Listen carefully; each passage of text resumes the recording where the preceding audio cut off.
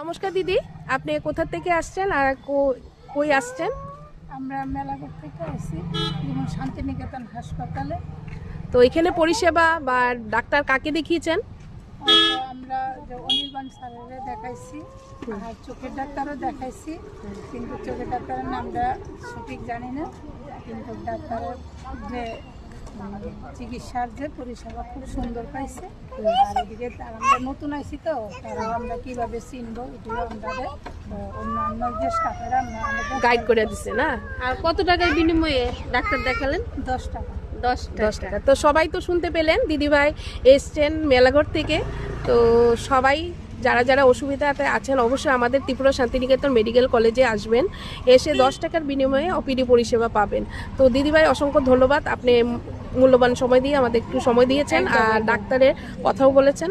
তো অসংখ্য ধন্যবাদ, ভালো থাকবেন দিদিভাই।